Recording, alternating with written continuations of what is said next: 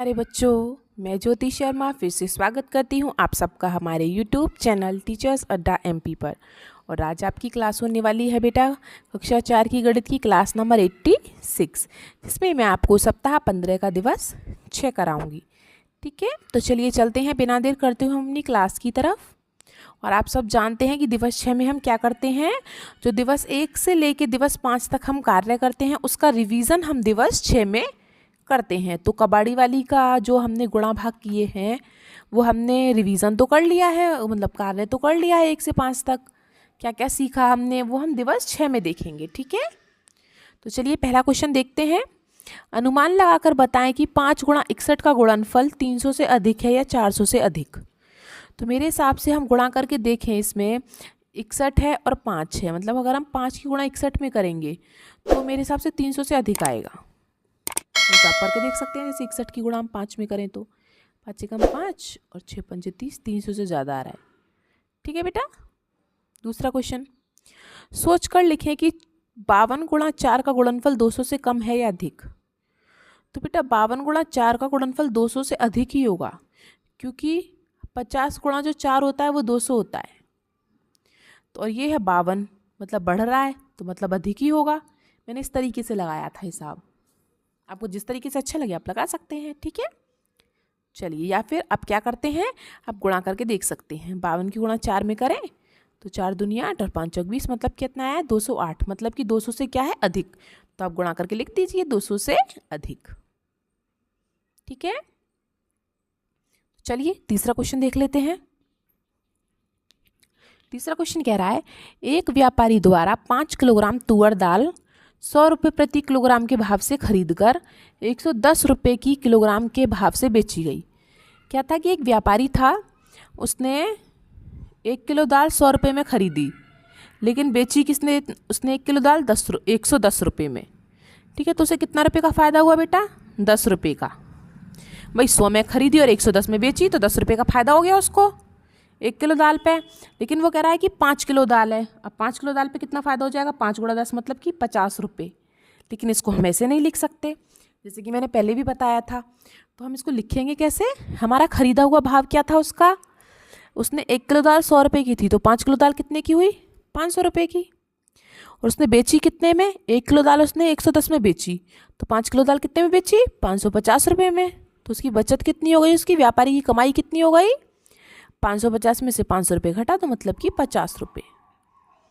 ठीक है, तो इसको आप कर सकते हैं। फिर हम अगले क्वेश्चन पर चलते हैं। सबने कर लिया होगा, ये क्वेश्चन मैं ऑलरेडी पहले भी करवा चुकी हूँ आपको, काफ़ी क्वेश्चन आए थे ऐसे, हमारे शायद दिवस 4 में आए थे। ठीक है, अब हम चौथा क्वेश्चन करते हैं। ये भी उसी प्रकार का क्वेश्चन है। यदि एक केला विक्रेता 1 दर्जन केले 60 रुपये में खरीद कर 65 रुपये में बेच देता है। एक केला वाला है, वो क्या करता है, वो 1 किलो केले बेटा 60 रुपये में खरीद रहा है, लेकिन 1 किलो केले बेच कितने में रहा है, 65 रुपये में। कितने ज़्यादा में बेच रहा है, 5 रुपये में, मतलब उसे 1 किलो पे कितने फ़ायदा हो रहा है, 5 रुपये पे। 1 दर्जन पे कितना फ़ायदा हो रहा है, 5 रुपये। तो वो कह रहा है 2 दर्जन केले बेचने पर उसे कितने रुपये का मुनाफा होगा। तो बेटा जब 1 दर्जन बेचने में 5 रुपये का फ़ायदा हो रहा है, 2 दर्जन बेच देगा तो 10 रुपये का हो जाएगा। सिंपल सी बात है। लेकिन इसको हम लिखेंगे कैसे, उसने खरीदा कितना, क्या भाव था, खरीद भाव। उसने 60 रुपये में खरीदे 2 किलो मतलब 2 दर्जन केले, तो कितने होगा, 120 रुपये। लेकिन उसने बेचे कितने में, 65 रुपये में 2 दर्जन केले, तो कितने होगा, 130 रुपये। अब 130 में से 120 घटा दो तो पता चल जाएगा उसे कितने रुपये फ़ायदा हुआ, 10 रुपये का। ठीक है बेटा, कर लिया होगा सबने, तो हम आगे चलते हैं। देखिए, ठीक है, चलिए क्वेश्चन नंबर 5 पर चलते हैं। अब हम क्वेश्चन नंबर 5 क्या कह रहा है, निम्नलिखित संख्याओं का गुणनफल ज्ञात कीजिए। ये बेटा मैंने इनकी गुणा कर दी है, लेकिन आप क्या करेंगे, गुणा तो हमने ऐसे कर ली, लेकिन आप क्या करेंगे, आप गुणा इस तरीके से करेंगे, 32 गुणा 10 ऐसे। ठीक है, और इसकी 60 गुणा 13, और ये गुणा मैं आपको कई बार समझा चुकी हूँ, ये आपका होमवर्क है, इसे आप खुद से करेंगे। ठीक है, आंसर ये आएगा। ठीक है, करके सब देखेंगे, सब प्रैक्टिस करेंगे अच्छे से। ठीक है, हम आगे चलते हैं क्वेश्चन नंबर 6 पर। क्वेश्चन नंबर 6 देखिए आपका क्या कह रहा है, अगर आप प्रतिदिन 6 रोटियां खाते हैं तो 20 दिनों में कुल कितनी रोटी खाएंगे। अब बेटा आप मुझे एक बात बताओ, मान लो टॉफ़ी, आप बच्चे हो, आप एक दिन में 6 टॉफ़ी खा गए, तो आप 20 दिन में कितनी टॉफ़ी खा जाएंगे। आप 6 की गुणा 20 में कर देंगे, मतलब कि 120 टॉफ़ी खा जाएंगे आप, है ना। इसी प्रकार इसने पूछा है कि एक दिन में खाई गई रोटी 6, भाई एक दिन में 6 रोटी खाई, तो 20 दिन में कितनी रोटी खाएंगे, 6 गुणा 20, तो मतलब कि 120 रोटियाँ। मैंने जैसे कि मैंने पहले बताया था आपको कि अगर कम का दे के ज़्यादा का पूछे तो आप क्या करेंगे, गुणा, और ज़्यादा का दे के कम का पूछे तो आप क्या करेंगे, भाग। ठीक है बेटा,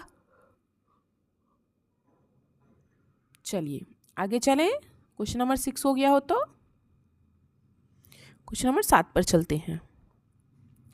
अगर अमन के पास 20 रुपए के 6 नोट तथा अलीम के पास 50 रुपए के 2 नोट हैं, तो किसके पास अधिक रुपए हैं।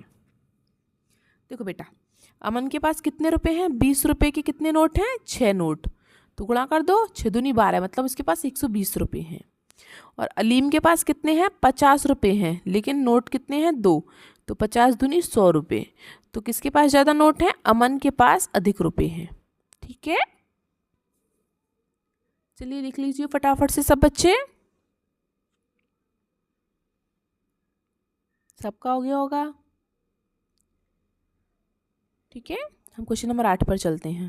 क्वेश्चन नंबर 8 देखो क्या कह रहा है, 5 रुपए के 20 सिक्कों का मूल्य क्या होगा। इसका क्या कह रहा है, 5-5 रुपए के सिक्के हैं, लेकिन हैं कितने, 20, कितने हैं बेटा, 20, तो मैं इनको लिख लूँ 1 2 3 4 5 6 7 8 9 10 11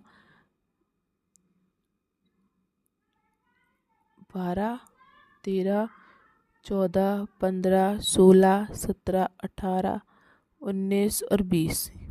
उसने बोला 5-5 के कितने सिक्के हैं, 20, एक सिक्का ये रहा 5 का, एक ये रहा, एक ये रहा, एक ये रहा, एक ये रहा, एक ये रहा, इस तरीके से। तो आपको इनको जोड़ने में बहुत टाइम लग जाएगा।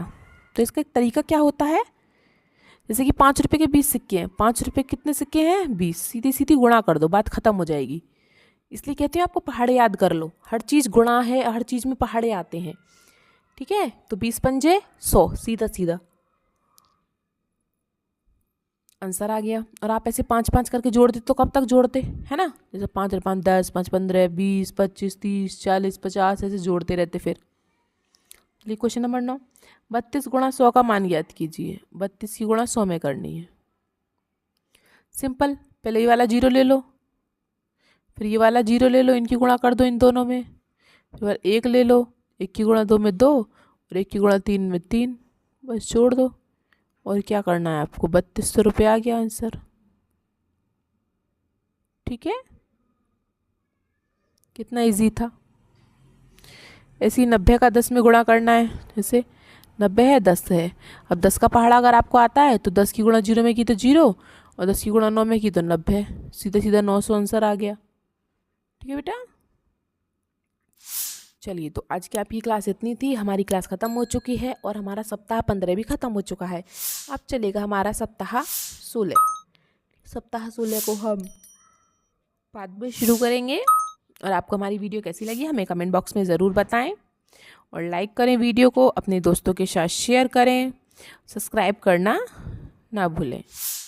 चलिए मिलते हैं हम आपसे अगली क्लास में, तब तक के लिए आपका दिन शुभ हो। Have a nice day.